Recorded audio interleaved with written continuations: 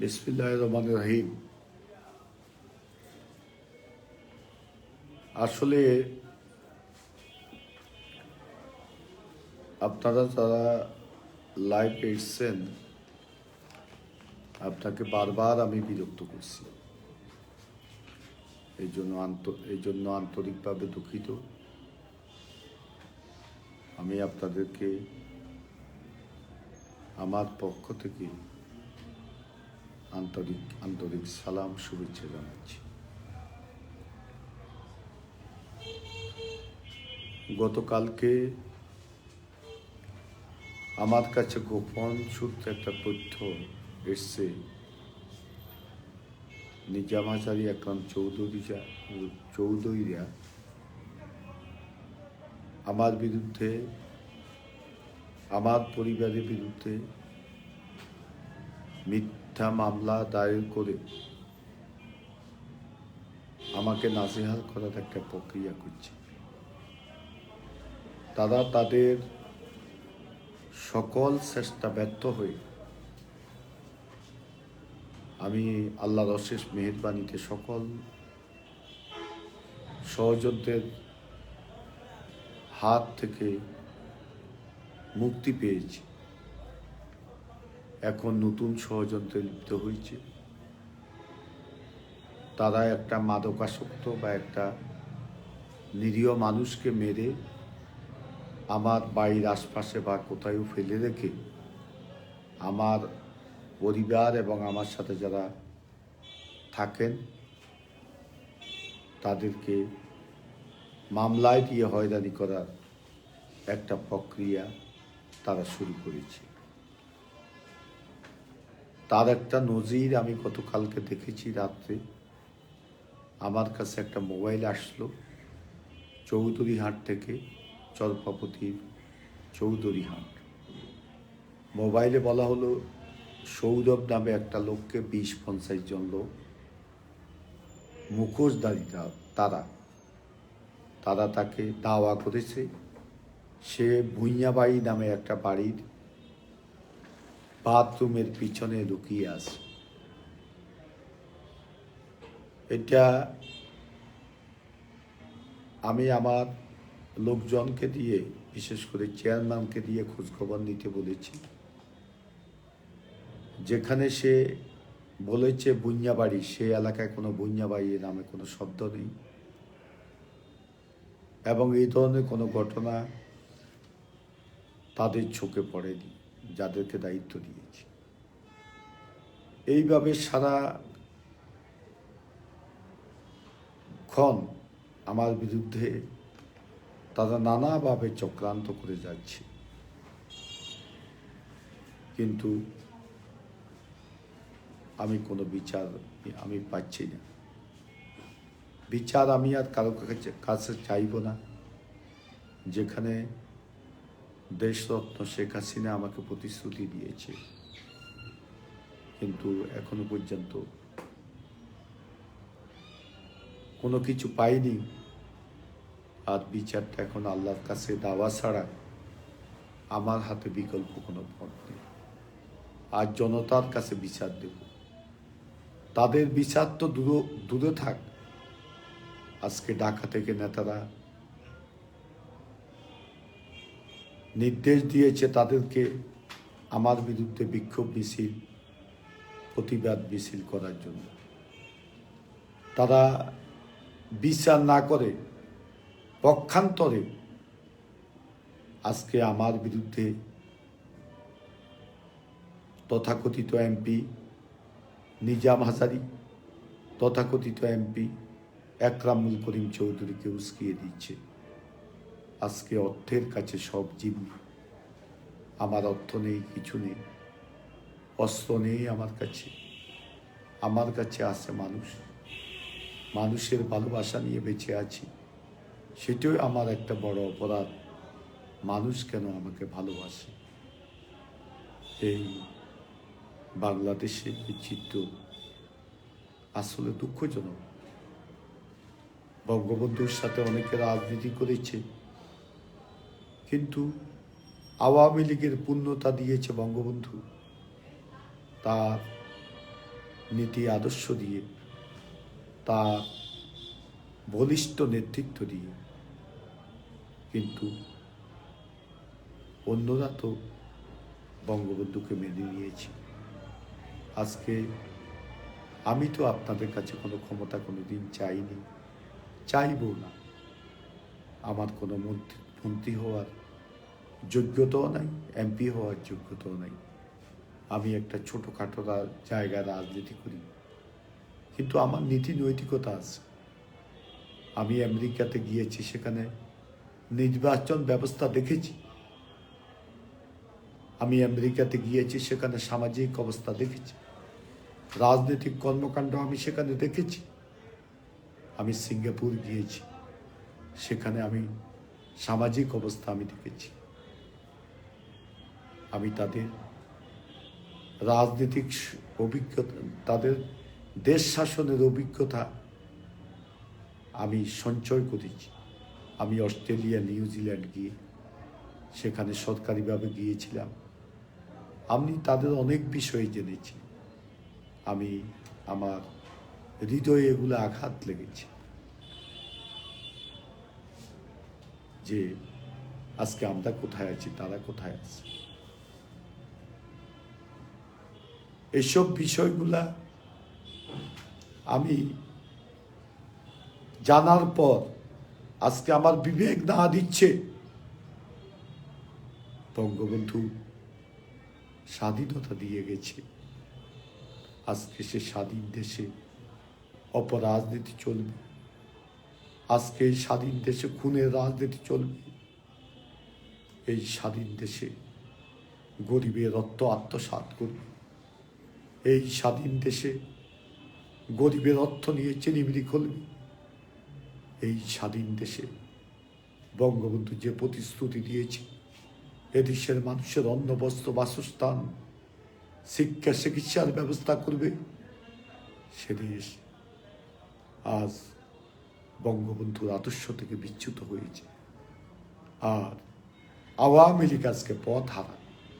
আওয়ামী লীগের নেতৃত্ব যারা আছে, নীতি নির্ধারক যারা আছে, তারা আজকে পথ হারা। বঙ্গবন্ধুর ভাস্কর্য ভেঙে ফেলবে একটা কুলাঙ্গার, যাদেরকে আওয়ামী লীগ আজকে পুনর্বাসিত করেছে, যাদের কোনো পরিচয় ছিল না, যাদের চাকরির পর, যাদের লেখাপড়ার পর শিক্ষার, তাদের চাকরির ব্যবস্থা ছিল না, তাদেরকে একটা ঠিকানা শেখ হাসিনা করে দিয়েছে। তারা আজকে বাংলাদেশে হুমকি দিয়ে বঙ্গবন্ধুর মুরাল ভেঙে ফেলবে। বঙ্গবন্ধুর মুরাল যদি তৈরি করা হয়, বুড়িগঙ্গা নদীতে ফেলে দেবে। আমার দল আওয়ামী লীগ একটা প্রতিবাদ করেনি। একটা নেতার এলাকায় যখন ভাঙচুর করা হলো বঙ্গবন্ধুর ভাস্কর্য, এর উপরে প্রতিবাদ। আর প্রতিবাদ সমাবেশ এবং প্রতিবাদ, এই যে প্রতিবাদের জন্য মানববন্ধন করেছে, সে মানববন্ধনগুলোতে কাদেরকে দেখলাম? যারা 71 সালে রাজাকার ছিল, যারা স্বাধীনতা বিরোধী, জামাত শিবির, তারা এই প্রতিবাদ করছে। আর এই প্রতিবাদটা তারা, এই কুলাঙ্গাররা যখন বঙ্গবন্ধুর ভাস্কর্য ভেঙে ফেলবে বলেছিল, তখন কেন প্রতিবাদ হয়নি? আমি প্রতিবাদ করেছিলাম। একমাত্র ব্যক্তি আমেরিকা থেকে এসে একটা বিরাট সমাবেশ করে প্রতিবাদ করেছি, বিক্ষোভ করেছি এবং বলেছি, আমার কোম্পানিগঞ্জের মাটিতে যদি বঙ্গবন্ধুর ভাস্কর্য ভাঙ্গার কথা বলে কেউ প্রতিবাদ করে, প্রতিবাদ মিছিল করে, সে মিছিলের সামনে আমি দাঁড়াবো, আমি কোম্পানিগঞ্জ হতে দেব। আর একমাত্র চট্টগ্রামের বীর সন্তান মহিউদ্দিন চৌধুরী সাহেবের ছেলে নওফেল উপমন্ত্রী বলেছে যে যারা বঙ্গবন্ধুর ভাস্কর্য ভেঙে ফেলবে বলেছে, তাদের ঘাম উঠকে দেবে। এই মানুষটা ছাড়া জাতীয়ভাবে কোনো প্রতিবাদ হয়নি। এদেশের বুদ্ধিজীবীরা কোথা, যারা বঙ্গবন্ধুর প্রতি দরদ দেখান, তারাও একটা কথা বলেনি। এখানে বামপন্থী রাজনৈতিক দল যারা বলে আওয়ামী লীগকে আমরা পছন্দ করি না, বঙ্গবন্ধুকে করি, তাদের কণ্ঠটা আজকে রুদ্ধ। এভাবে চলছে, এটাকে চলতে দেওয়া যায়? আজকে সাম্প্রদায়িক অপশক্তি যা ইচ্ছা তা করবে ক্ষমতায়, রাষ্ট্রীয় ক্ষমতায়। মুক্তিযুদ্ধের যে সংগঠন নেতৃত্ব দিয়েছে সে সংগঠন আজকে ক্ষমতা, একটা আদর্শিক সংগঠন আজকে ক্ষমতা। আমরা কি আদর্শ, নিজেদের আদর্শ থেকে, বঙ্গবন্ধুর আদর্শ থেকে আজকে আমাদের বিচ্যুতি হয়েছে কিনা, এ বিষয়টা বিবেচনা আমাদের সকলের আনা দরকার। এ বিষয়টা নিয়ে নতুন করে ভাবনা আজকে আমাদের আনা দরকার। আমি কি বিচার পাব না? আজকে আমার বিরুদ্ধে বিক্ষোভ হবে, আমি সিদ্ধান্ত নিয়েছি। আমিও এখানে বিকেলে বিক্ষোভের ব্যবস্থা করেছি। আমাদের দলের নেতাকর্মীরা বলেছে আপনি বিক্ষোভ করেন। আমি তাদের অনুরোধে আমি বিক্ষোভের ব্যবস্থা করেছি। আমি কারো কাছে বিচার চাইব না। বিচার আমি আগেই বলেছি আমি আল্লাহর কাছে চাইব, বিচার আমার কেউ করবে না। নেত্রী বলার পরে আজকে 7 দিন চলে গেছে, 6 দিন, একটা পিঁপড়া পর্যন্ত তারা ধরে নেই। আমি স্পেসিফিক বলেছি কারা এই ঘটনার সাথে জড়িত, কারা করেছে, সব কিছু বলার পরেও আজকে ব্যবস্থা নেয়নি। এর আগেও আমি একটা দরখাস্ত দিয়েছি জননেত্রী শেখ হাসিনাকে, সেখানে অনুলিপি দিয়েছি আমি মাননীয় স্বরাষ্ট্রমন্ত্রীকে, মাননীয় মন্ত্রী ওবায়দুল কাদের সাহেবকে। স্বরাষ্ট্রমন্ত্রী মহোদয় আমাকে বলেছে আমি পুলিশের হাতে দিচ্ছি, আপনাদের ব্যাপারে ব্যবস্থা নেব। আজকে 1 মাস আমি ব্যবস্থা নেইনি, উল্টো তারা আমার বিরুদ্ধে আজকে নানা ষড়যন্ত্র। মোবাইল খুলতে পারি না, গালিগালাজ, বিভিন্ন ফেক আইডি খুলে বিদেশ থেকে অকথ্য ভাষা গালিগালাজ আমার পরিবারকে আজকে শুনতে হচ্ছে। আমার অপরাধটা কি? আমি রাজনীতির বিরুদ্ধে কথা বলেছি, আমি টেন্ডারবাজির বিরুদ্ধে কথা বলেছি, আমি চাকরি বাণিজ্যর বিরুদ্ধে কথা বলেছি, আমি হত্যা রাজনীতির বিরুদ্ধে কথা বলেছি, আমি ভোট চুরির বিরুদ্ধে কথা বলেছি, আমার পরিবারকে রাজাকার বলেছে তার প্রতিবাদ করেছি। আমাদেরকে নানাভাবে মদ খেয়ে নোয়াখালীর এমপি গালিগালাজ করছে, তার প্রতিবাদ করেছি। এটা কি আমার অপরাধ? এটা কি করতে পারা যাবে? আমার পরিবার আজকে নিরাপত্তাহীনতায় ভুগছে, আমি আর নিজের জন্য চিন্তা করি না। আজকে নানাভাবে আমার পরিবারকে হুমকি দেওয়া হচ্ছে। আজকে আমাদের পরিবারের কেউ কেউ বিক্রি হয়ে গেছে, তারা সহ আজকে আমার বিরুদ্ধে ষড়যন্ত্র করছে, চক্রান্ত করছে। আমি আজকে বড় হয়ে যাব, আমি বড় হওয়ার দরকার নেই। আমি এই মানুষগুলার সাথে থাকতে চাই যারা আমাকে কাস্টিং ভোটের ৭৭% ভোট দিয়ে জয়যুক্ত করেছে এবং বাংলাদেশের ইতিহাসে একটা নজিরবিহীন নির্বাচন, একটা অবাধ সুষ্ঠু নিরপেক্ষ নির্বাচন যারা প্রত্যক্ষ করেছেন তারা নিশ্চয় উপলব্ধি করতে পেরেছে। সেই নির্বাচনে আমি জয়ী হয়েছি। আমি তাদের ভালোবাসা নিয়ে তাদের সাথে থাকতে চাই। আমার পদ পদবী কোনো কিছুর প্রয়োজন নেই, সেগুলা যারা চায় তারা করুক। আর এই পদ পদবী আমার এক ভাতিজা তমাল নাম, সে আজকে একটা উপকমিটির সদস্য। আমি তাকে কখনো দেখি নাই সে আওয়ামী লীগ অফিস, আমাদের কোম্পানিগঞ্জের আওয়ামী লীগ অফিসে আসতে আমি তাকে কখনো দেখি নাই ঢাকাতে কোনো আওয়ামী লীগের রাজনৈতিক কর্মকাণ্ড বা এগুলাতে থাকতে।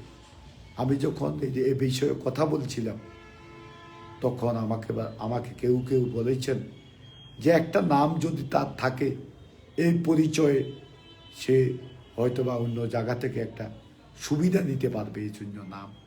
এটা কি রাজনীতি বলে?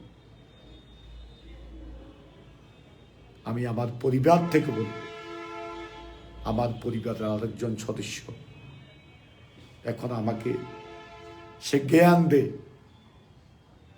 সে আর্মিতে ছিল, লেফটেন্যান্ট কর্নেল হয়েছে,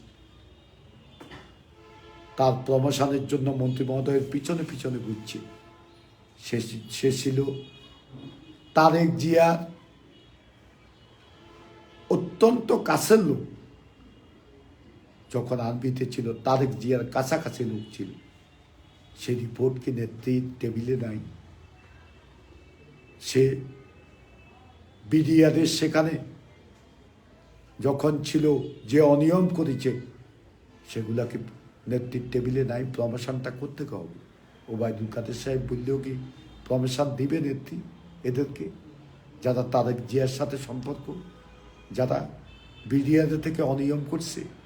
এই ছেলে আমাকে জ্ঞান দেয়, এই ছেলে আমাকে জ্ঞান দেয়। আজকে কত ষড়যন্ত্র এদের সাথে, নিজাম হাজারির সাথে সম্পর্ক, সে এলাকার লোক। নিজাম হাজারি তাদেরকে লালন করে, এই ছেলেদেরকে। আমি কাউকে ভয় করি, সবাই বিরোধিতা করো। আল্লাহ যদি থাকে, আমার সাধারণ মানুষ আমার পক্ষে আছে। শুধু এখানে না, সারা বিশ্বের যত বাঙালি সাধারণ মানুষ যারা নীতি নৈতিকতা নিয়ে চলে তারা আমার পাশে আছে। এটা তারা হচ্ছে আমার বড় শক্তি। কোনো অবস্থা, কোনো ষড়যন্ত্র করে আমাকে পথ থেকে সরাতে পারবে। আজকে কষ্ট লাগে। আমি সোনার চামচ মুখে নিয়ে জন্মগ্রহণ করিনি। আমার আব্বা ছিল একজন দরিদ্র স্কুল শিক্ষক। আমি যখন স্কুলে লেখাপড়া করতাম, আমি একটা জামা পরে স্কুলে যেতাম, সে জামাটাও এক সময় ছিঁড়ে গেছে। আমার আব্বা আমাকে একটা জামা দিতে পারিনি। আজীবন 69 থেকে দলের জন্য স্লোগান দিয়েছি। 71 সালে বঙ্গবন্ধুর যে ভাষণ, এবারের সংগ্রাম, মুক্তির সংগ্রাম, এবারের সংগ্রাম স্বাধীনতার সংগ্রাম, সেই স্লোগানে অনুপ্রাণিত হয়ে মূলত আমি আওয়ামী লীগের রাজনীতির সাথে সম্পৃক্ত হয়েছি। এরপরে অনেক অত্যাচার। 71 সালে মুক্তিযুদ্ধের সময় মোহাম্মদ আলী জিন্নার ছবি প্রধান শিক্ষকের দেওয়াল থেকে নেমে, প্রধান শিক্ষকের রুমের দেওয়াল থেকে নেমে পানিতে ফেলে দিয়েছি। সে অপরাধে আমাকে বেত্রাঘাত করে স্কুল থেকে বিদায়িত করেছে। মুক্তিযুদ্ধের সময় অনেক স্মৃতি আছে, এগুলো বললে সময়ের দরকার, বলতে চাই। এর পরবর্তী পর্যায়ে রাজনীতিতে এসেছি। রাজনীতি করতে গিয়ে পারিবারিক প্রতিবন্ধকতার কারণে পাইতে যেতাম না। বিভিন্ন জায়গায় বসুরহাটে থাকতাম, কলেজের হোস্টেলে থাকতাম। অনেক রাত পকেটে পয়সা ছিল না, উপবাস রাত্রি যাপন করেছি। খোদার ঈদের দিন আল্লাহকে হাজির নাজির চেনে বলছি, আমার পকেটে পয়সা ছিল না, আমি উপবাস সরকারি মুজিব কলেজের হোস্টেলে শুয়েছিলাম। এত কষ্ট।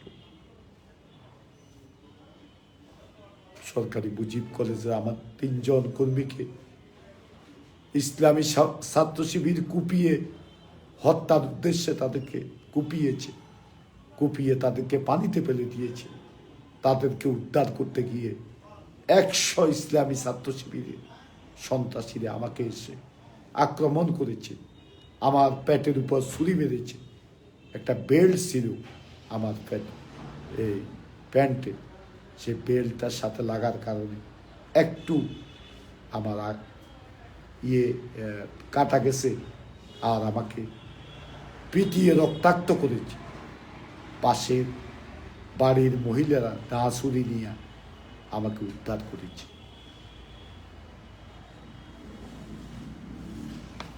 আমি বৌদ্ধ সংক্ষেপে বলছি, বৌদ্ধ দাম্পত্যের আমলে অনেক অবিচার, অত্যাচার, নির্যাতনের শিকার হয়েছে।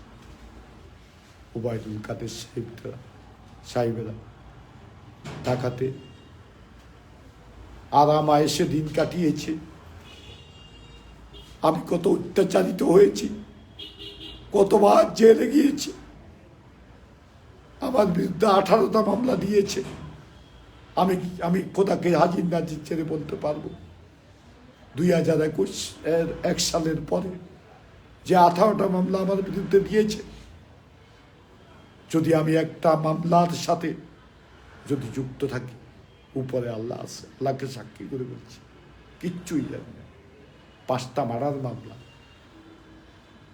4টাতে সে মারার কেস। আমি জীবনে সে এলাকায় যাইনি। জয়নাল হাসানি সাহেব 1 নম্বর আসামি, আমি 2 নম্বর আসামি। আরেকটা মামলায় আমাকে 2 নম্বর আসামি করা হয়েছে, মার্ডার কেস। 18টা মামলা আমাকে পেশ করতে হয়েছে। কত কষ্ট, কতভাবে লাঞ্ছিত হয়েছে এ দলের জন্য।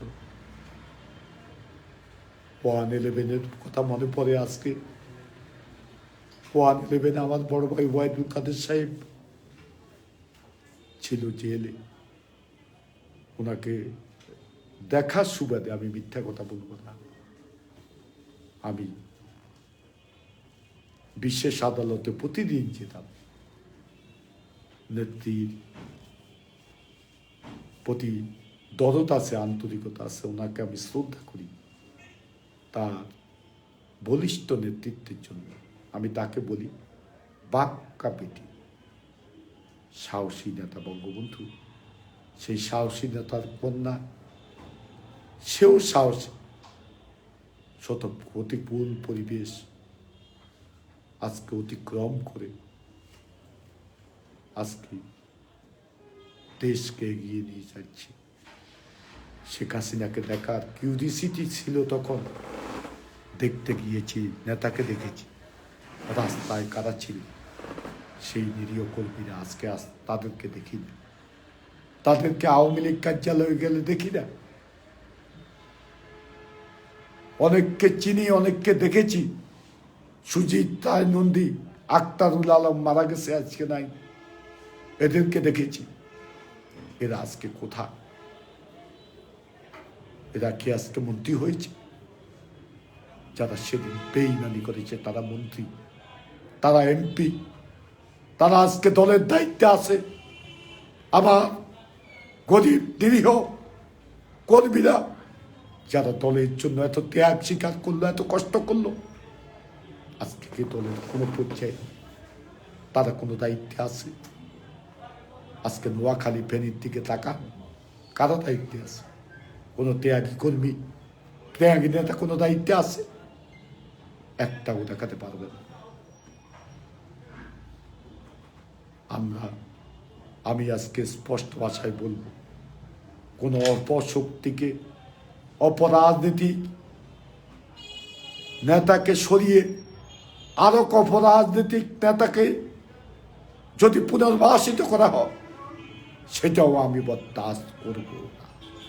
আমি স্পষ্ট ভাষায়, ত্যাগী নেতারা স্থান পেতে হবে, যাদের নীতি নৈতিকতা আছে, যারা বঙ্গবন্ধুকে জীবনের সে বেশি ভালোবাসে, যারা শেখ হাসিনাকে জীবনের চেয়ে বেশি ভালোবাসে, তাদেরকে নেতৃত্বে আনতে হবে, তাদেরকে নমিনেশন দিতে হবে। ওই বাটপার তথাকথিত ব্যবসায়ী যারা লুটপাট করে মানুষের সম্পদ কুক্ষিগত করেছে ব্যবসার নামে। কোনো ব্যবসায়ী অনিয়ম করে বড় হতে পারেনি, হাজার হাজার কোটি ডলারের মালিক হতে পারেনি যদি অনিয়ম না করে। এ অনিয়ম তারা জায়েজ করেছে আমাদের তথাকথিত নেতাদেরকে চাঁদা দিয়ে। এরা আজকে স্থান পায় আওয়ামী লীগের এমপি হিসেবে, আজকে তারা মন্ত্রিত্বেও আছে। এ অপশক্তি, এটা শেখ হাসিনার, এটা আওয়ামী লীগের মতো একটা সংগঠন থেকে আশা করা যায় না। এটা জাতীয় পার্টি বিএনপি নয়, এটা একটা আদর্শিক সংগঠন। বঙ্গবন্ধু রাজনীতিক জীবনের 30টি বছর রাজনীতি করেছে, 14টি বছর কারাগার থেকে কারাগার দিন কেটেছে, তিনবার ফাঁসির কাছতে গিয়ে বাঙালি জাতির জয়গান গেয়েছে যে নেতা। এদেশের জন্য সপরিবারে জীবন দিয়েছে। 1975 সালের 15 আগস্ট কালো রাত্রিতে বঙ্গবন্ধুর 8 বছরের শিশু শেখ রাসেল, তাকেও সেদিন তারা ঘাতকেরা ক্ষমা করেনি। তাকে যখন হত্যা করতে গিয়েছিল চিৎকার করেছিল। শেখ রাসেল বলেছে, আমাকে মায়ের কাছে নিয়ে যাও, আমাকে মায়ের কাছে নিয়ে যাও, আমাকে মায়ের কাছে নিয়ে যাও। কিন্তু ঘাতকরা ছিল, তাদের হৃদয় একটু পরিমাণ কাঁপেনি। শেখ রাসেলকে স্টেন গানের গুলিতে তার বুক যাত্রা করে দিয়েছে, মাথা যাত্রা করে দিয়েছে। তার মাথার মুখোশ এখনো 32 নম্বর বাড়িতে ছড়িয়ে ছিটিয়ে আছে। সেই সংগঠন আওয়ামী লীগ এত ত্যাগ, এত নেতা এত ত্যাগ করল। 21শে আগস্ট আইবি রহমান সহ 24 জন জীবন দিয়েছে। সৈয়দ নজরুল, কামরুজ্জামান, তাজউদ্দিন, মনসুর আলী সাহেবেরা জীবন দিয়েছে। বিশ্বের ইতিহাস এমন কোন নজির নেই কারাগারে যেখানে মানুষ নিরাপত্তা ভিতর দিয়ে থাকেন। সেই কারাগারে 4 জাতীয় নেতাকে হত্যা করেছে। সেই সংগঠন আমরা করি। অনেকেই তো জীবন দিছে এ দলে। আমাদের আসাদুল্লাহ মাস্টার, আমাদের ময়েজউদ্দিন সাহেব, আমাদের খুলনার ইমাম সাহেব, নাটোরের মমতাজ সাহেব, অনেকেই তো জীবন দিল এ দলের জন্য। দাম বললে অনেক সময়ের দরকার। মাহফুজ বাবু অত্যন্ত ভালোভাবে চিনতাম, ছাত্রলীগ করত। কোথায় নিয়ে তাকে হত্যা করা হয়েছে আজও তার পরিবার জানে না। এই মাহফুজ বাবুদের সাথে আমরা স্লোগান দিয়েছি ঢাকা রাজপথে। আজকে নেতার অভাব নেই, নেতার অভাব নেই। আজকে আমাদেরকে সম্মান করে কথা বলে। কষ্ট, দুঃখ,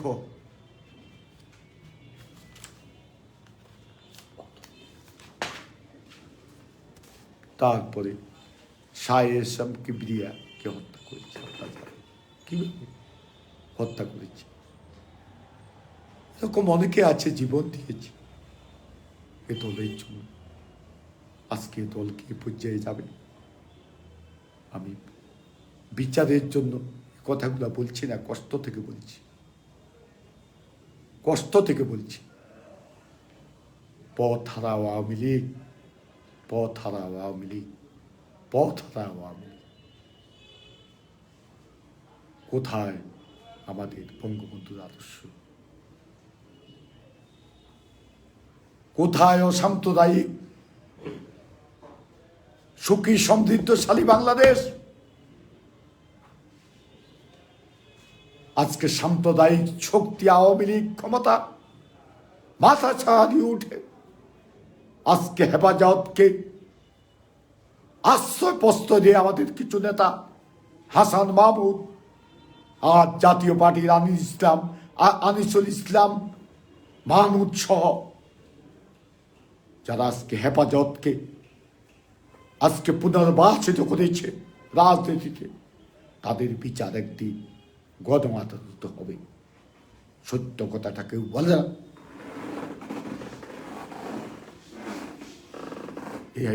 এই হেফাজত একটা ভোট দিয়েছে আওয়ামী লীগকে, কোথায় কেন তাদেরকে সনদ দেওয়া হলো? কেন তাদেরকে করোনার আমলে কোটি কোটি টাকা দেওয়া হলো? বঙ্গবন্ধুর মুরাল ভাঙ্গার জন্য বৈরঙ্গা নদীতে ফেলে দেওয়ার জন্য। আর এগুলা বললে আমাকে বলে পাগল, আমি উম্মাদ। আপনারা কি করছেন এদেশের মানুষ জানেন। আজকে শেষরা দুর্নীতিবাজদেরকে গ্রেপ্তার করা হয়েছে, যারা 111 দলের সাথে বেইমানি করেছে, মিথ্যাচারী করেছে। আজকে তারা বড় নেতা, তারা আজকে দল নিয়ন্ত্রণ করে, দলের পরামর্শদাতা। তারা আজকে এই যারা শেষরা দুর্নীতি করেছে তাদের পৃষ্ঠপোষককে এদেশের মানুষ জানে। মুখ বন্ধ করে রাখতে পারবেন না। একদিন বলবে সুযোগ পেয়েছেন একটি কারণে, আজকে বিএনপির মতো সংগঠন নাই, অস্তিত্ব নাই। খালেদা জিয়া আপোষ করে ঘরে শুয়েছে। তারেক জিয়া অসুস্থতার নাম দিয়া বিদেশে বসে সেখান থেকে চাঁদাবাজি করছে।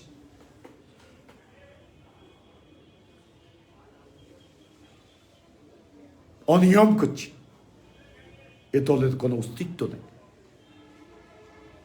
এ দল কিছু আওয়ামী বিদ্বেষী, মুক্তিযুদ্ধ বিদ্বেষী কিছু লোক একত্রিত হয়ে একটা প্ল্যাটফর্ম খালেদা জিয়ার নেতৃত্বে করেছে।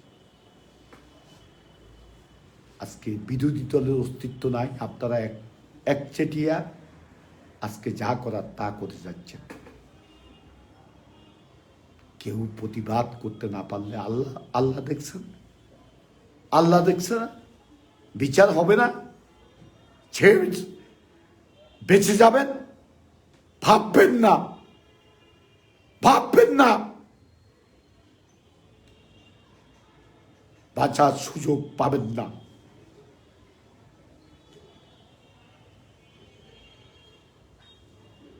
আমি এদেশের বুদ্ধিজীবীদেরকে বলবো, সাদাকে সাদা বলুন, কালাকে কালা বলুন, রাজনীতিকে স্ট্যান্ডবাজি করিবেন না।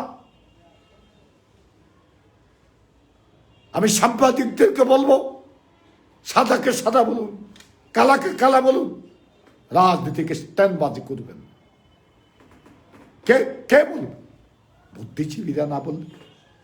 রাশেদ খান মেনন, আমরা বামপন্থী নেতা, আমরা মনে করি নীতি নৈতিকতা নিয়ে রাজনীতি করে।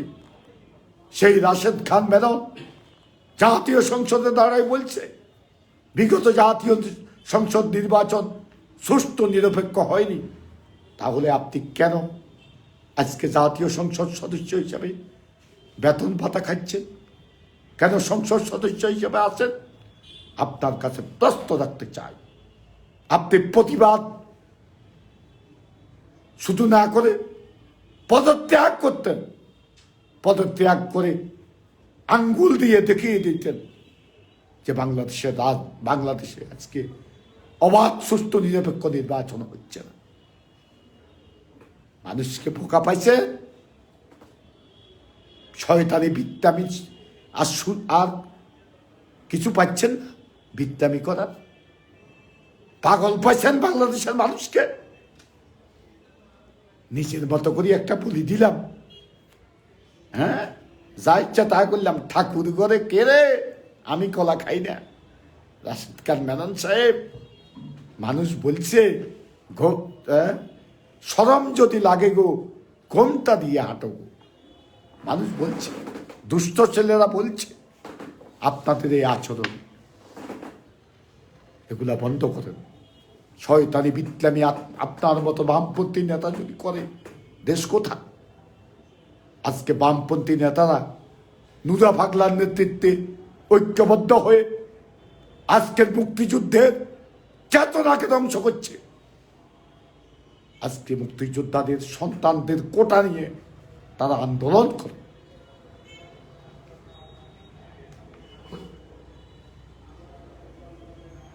দুঃখজনক,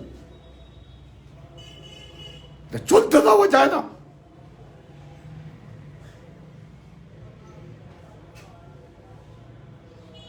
আমি আজকে স্পষ্ট ভাষায় বলবো আমাদের মন্ত্রী মহোদয়ের যে ওনার মন্ত্রণালয়ে যারা ওনার সাথে কাজ করে তাদের বিষয়ে দুই একটা কথা আমি বলতে চাই। কিছু বলেছি কালকে, একজন দুইজনের নামও বলেছি। আজকে বলবো সবুজ খান,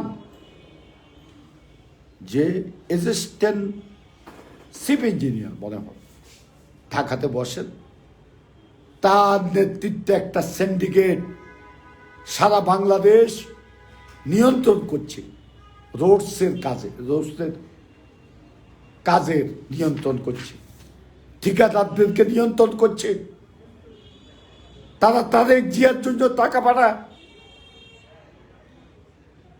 আর সেখানে ঠিকাদার যারা আছে সবাই বিএনপি।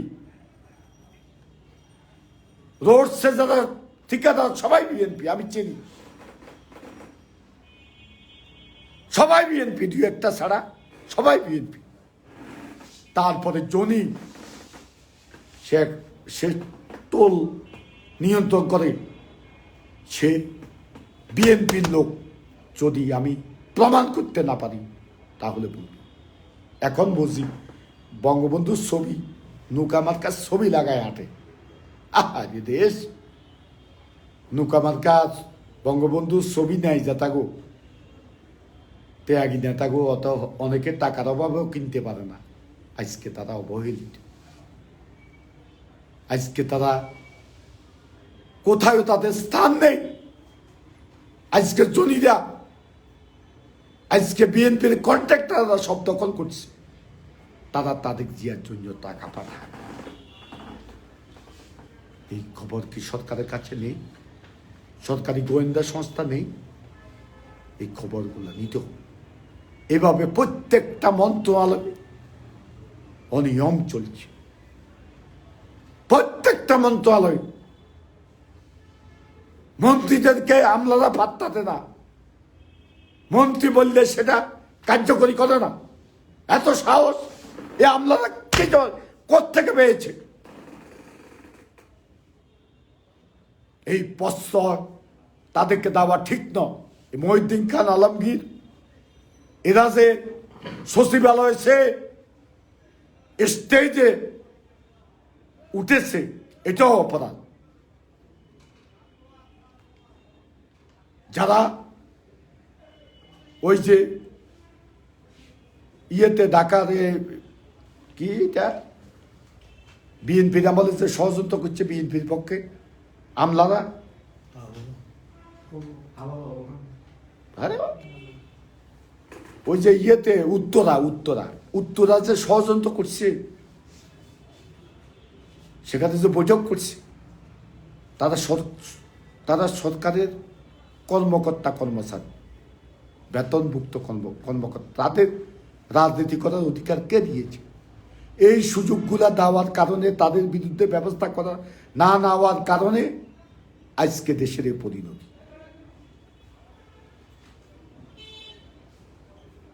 এদেশে আমেরিকার সিস্টেম সবচেয়ে ভালো। সরকার পরিবর্তন হয়েছে, পরবর্তী সরকার আসবে, তারা তাদের মতো করি সরকার চালাবে, প্রশাসন চালাবে তাদের লোক দিয়া। এই সিস্টেমটা আমি মনে করি অনেক ভালো। এরা বসে বসে ষড়যন্ত্র করে, এরা বসে সরকারের কাজ করে না, সরকারের ক্ষতি করার জন্য যা ইচ্ছা তা করে।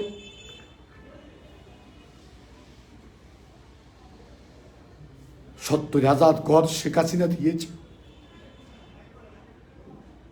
আজকে নেত্রকোনা তো 12টা পূর্বদোলা, 12টা ঘর দাওয়াত 3 দিন পরে ফেটে গেছে।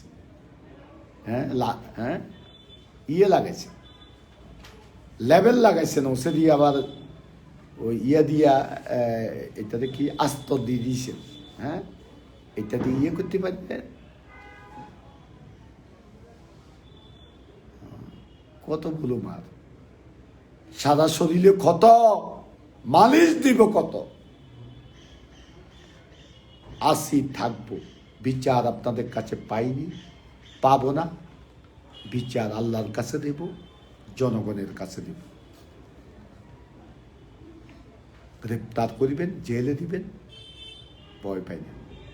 82 সালে এরশাদের মার্শাল্লাহর সময় আমি মুজিব কলেজের বিপি, জ্বর ছিল 103 ডিগ্রি। সে জ্বরের মধ্যে এরশাদ বিরোধী মিছিল করতে গিয়ে রাস্তা থেকে গ্রেপ্তার হয়েছে। আজকে নুরুল হক সাহেব নেই, তাদের সাথে জেলে ছিলাম। হানিফ ভাই, বিএনপির শাহজাহান, জয়নাল হাজারী সাহেব, তারপরে লক্ষ্মীপুরের আমাদের শাহজাহান কামাল সাহেব সহ অনেকেই তখন জেলে ছিল। তাদের সাথে জেলে গেলে আমাদের জেল ভয় দেখিয়ে লাভ কি? এরপরে কতবার জেলে গেলাম, লাভ কিছু পাওয়ার জন্য। খারাপ লাগে, 47 বছর রাজনীতি করি। আওয়ামী লীগ যদি পথ হারা হয়, আওয়ামী লীগ যদি অপরাজনৈতিক হোতাদের নিয়ন্ত্রণে থাকে, একরাম চৌধুরী অপরাজনীতি হোতা বলে নোয়াখালী আমার নিয়ন্ত্রণে।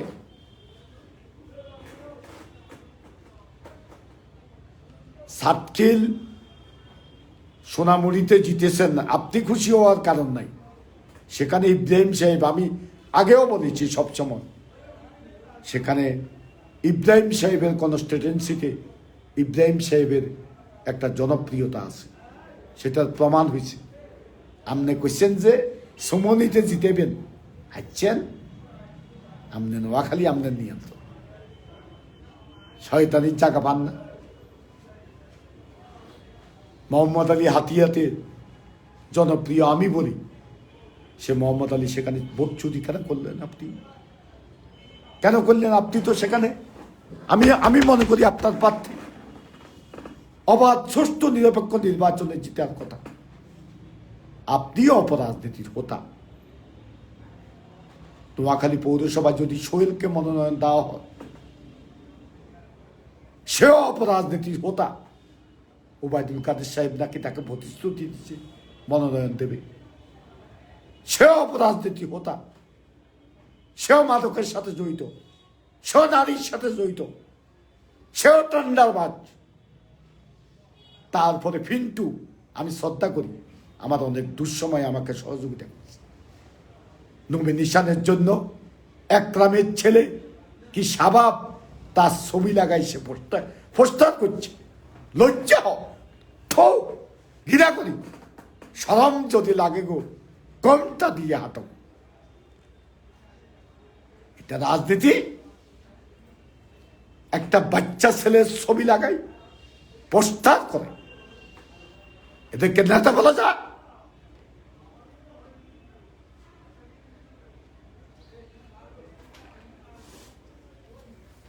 আজকে আরেকটা বিষয়, আমার কাজ করতে যাই একটু সমস্যায় পড়ছে, এই বিষয়টা একটু তুলে ধরতে হয়।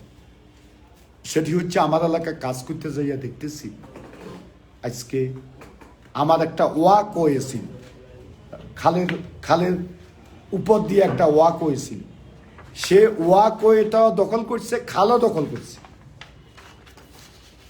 অনেকের ঘর আর্মি এসে আমি সহ থেকে এসিল্যান্ড সাহেব ছিল, অনেকের ঘর আমরা ভেঙে দিয়েছি।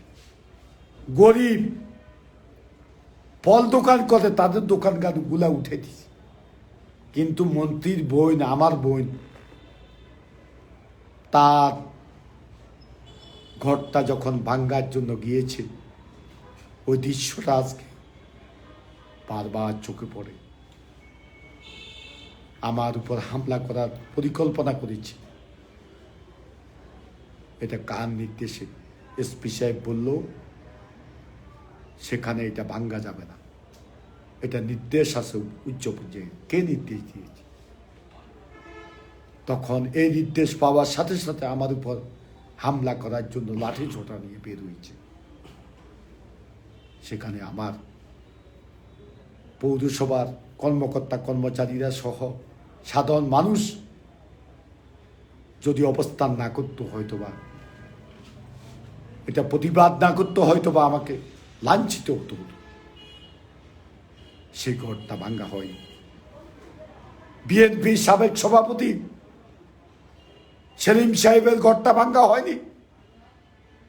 বিএনপি সাবেক উপজেলা চেয়ারম্যান প্রার্থী, তার ঘরটা ভাঙ্গা হয়নি। আর গরিবের ঘরগুলা ভাঙ্গা ফেলে দেওয়া হয়েছে। তারপরে পুলিশের ঘর, খালের ভিতরে পুলিশের ঘর, সেটা ভাঙ্গার জন্য যখন আর্মি এক্সকাভেটর নিয়ে গেছে, তারা এক্সকাভেটরের তলে ঢুকে গেছে নিচে, যাতে এটা না ভাঙতে পারে, সেটা ভাঙ্গা হয়।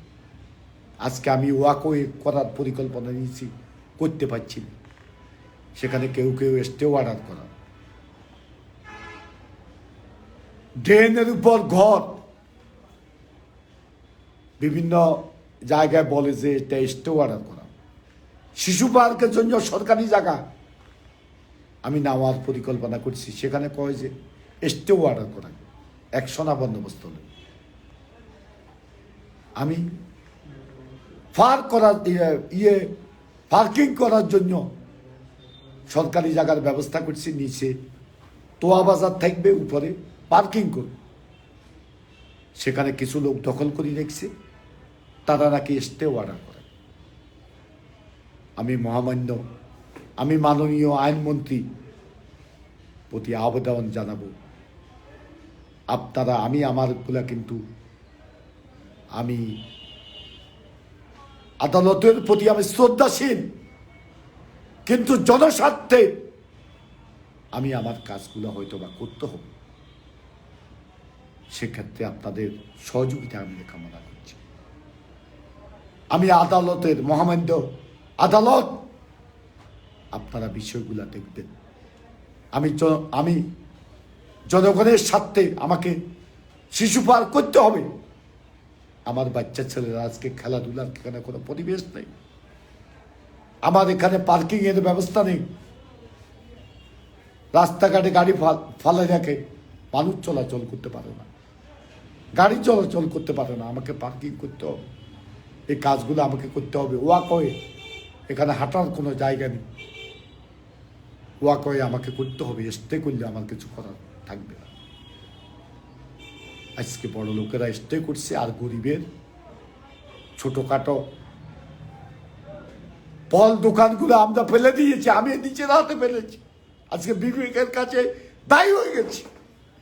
আমি আজকে স্পষ্ট ভাষায় বলি, কোনো প্রতিবন্ধকতা আমাকে ঠেকিয়ে রাখতে পারবে না। আমি এই বড় লোকদের এই ঘরগুলো এবং আমার বোন যে ঘরটা, যে মার্কেটটা খালের ভিতরে করেছে, এটা আমি ভাঙবই। আমি কোনো অনিয়ম বরদাস্ত করব না। পরিশেষে বলবো, দেশ বিদেশে যারা আমাকে ভালোবাসেন, আপনাদের প্রতি আমি কৃতজ্ঞ।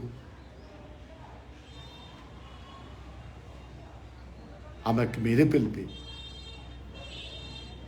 আল্লাহ যতক্ষণ বাঁচায় রাখে হয়তো বেঁচে থাকবো। আর যদি মেরে ফেলে, আমার এলাকার লোকজনের প্রতি অনুরোধ থাকবে, আপনারা জানাজায় উপস্থিত থাকবেন, তাহলে আমার আত্মা শান্তি পাবে। আর যারা দূর দূরান্তরে আছেন তারা আমার জন্য দোয়া করবে। আপনাদের সকলের আন্তরিকতার ধরন সহযোগিতায় আমি আজকের পর্যায়ে পৌঁছেছি।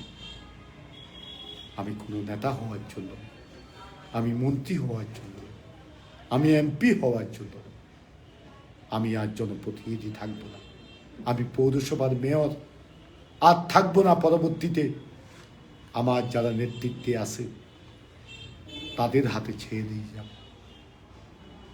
আমার কি পারিবারিক সম্পত্তি আমি থাকতে হবে? আবার একই কায়দা আমার পরিবর্তে আমার ছেলে, আমার পরিবর্তে আমার বউ, এই যে সিস্টেম, রাজনীতি করলে থাকুক, আমার আপত্তি নেই, কিন্তু রাজনীতির সাথে জড়িত নাই, তাদেরকে নির্বাচনে মনোনয়ন দেওয়া হোক, এটা দুঃখজনক। এগুলো থেকে বিরত থাকার জন্য আওয়ামী লীগকে আহ্বান জানিয়ে আপনাদের সকলের কে আবার সালাম, শুভেচ্ছা, অভিনন্দন জানিয়ে আমি আমার কথা শেষ করছি। জয় বাংলা, জয় বঙ্গবন্ধু, বাংলাদেশ চিরজীবী।